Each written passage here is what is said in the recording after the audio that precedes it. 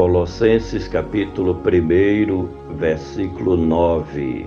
Por esta razão, nós também, desde o dia em que o ouvimos, não cessamos de orar por vós e de pedir que sejais cheios do conhecimento da sua vontade em toda sabedoria e inteligência espiritual. Por essa razão, nós também. Como não foi Paulo o fundador da Igreja de Cristo em Colossos, era Epáfras quem era o seu responsável pela administração eclesiástica daquela comunidade cristã. Ele que foi consagrado ou ordenado, certamente por Paulo, como ministro de Cristo Jesus, com o reconhecimento, é claro, da igreja local, que vinha aprendendo muito com os ensinos transmitidos pelo líder local daquela igreja, o próprio Epáfras, que foi bem instruído pelo apóstolo Paulo nas coisas concernentes ao reino de Deus e de Cristo Jesus. Por esta razão, nós também, desde o dia em que o ouvimos. Epáfras, tendo conhecimento de que Paulo estava preso, se articulou com a igreja de Colossos para que de imediato ele pudesse ir visitá-lo, até porque ele era muito devedor ao apóstolo dos gentios. E tendo chegado onde Paulo estava, não se sabe onde, se em Éfeso ou em Roma, tratou de lhe manter informado do estado em que se encontrava a Igreja de Cristo Jesus em Colossos, que pelo contexto estava muito bem.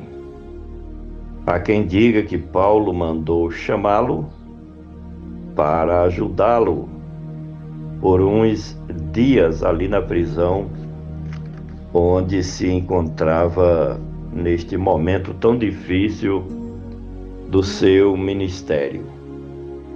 Por esta razão, nós também, desde o dia em que o ouvimos, não cessamos de orar por vós.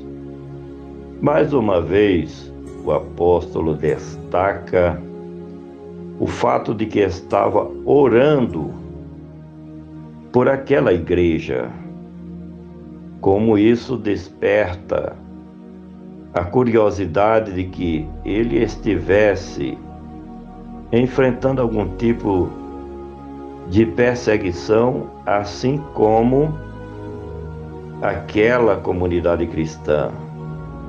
Como ele estava encarcerado agora, neste momento, então lhe sobrava tempo para orar em prol dos seus filhos e filhas na fé, ainda que distante, mas que também eram filhos e filhas de Deus ali em Colossos.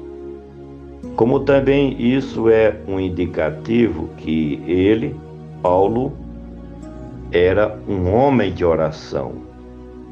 E ele não estava só nesta campanha de oração, mas agora contava com a companhia de Epáfras e de outros cooperadores que se encontrava com ele.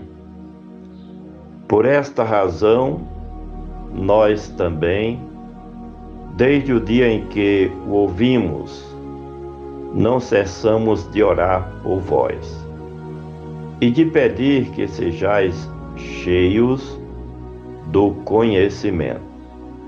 Na oração sem cessar que Paulo e Epáfras estavam realizando pela Igreja de Cristo em Colossos, era para que o Senhor enchesse de conhecimento os cristãos daquele lugar, para combaterem as teorias heréticas do gnosticismo que ameaçavam minar as igrejas cristãs daquela época. Quem examina criteriosamente as epístolas de Paulo descobre que uma boa parte delas foram escritas para combater os falsos ensinos do gnosticismo dentro das igrejas cristãs, porque eles se infiltravam no meio do povo de Deus para semearem suas teorias falsas para enganar os mais fracos na fé. E de pedir que sejais cheios do conhecimento da sua vontade.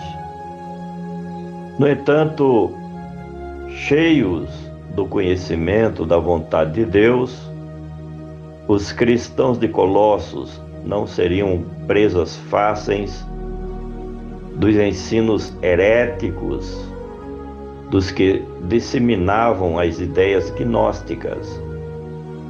A dificuldade é que, neste tempo, não havia uma Bíblia já escrita como temos nos dias de hoje.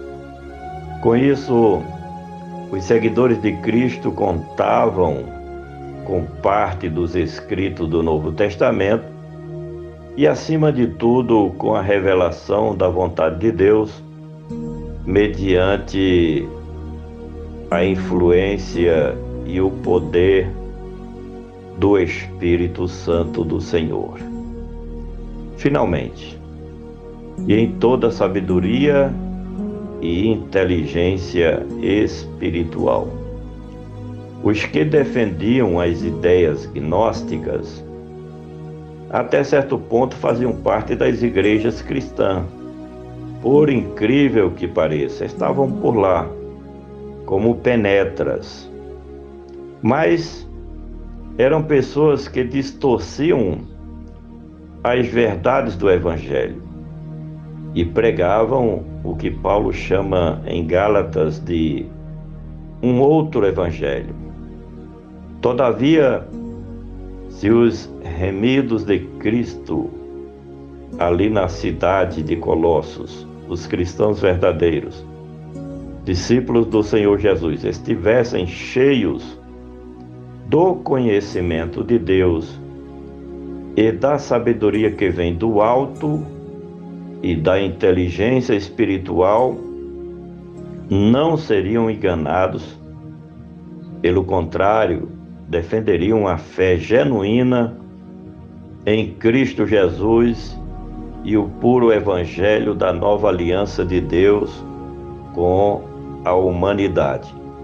Porque a preocupação do apóstolo dos gentios era de que a falta do conhecimento das coisas de Deus, da sabedoria que vem do alto e da inteligência espiritual, levasse os cristãos fracos na fé a se desviarem do verdadeiro evangelho, para seguirem os falsos ensinos dos mestres gnósticos que se infiltravam no meio do povo de Deus para enganar os mais fracos na fé.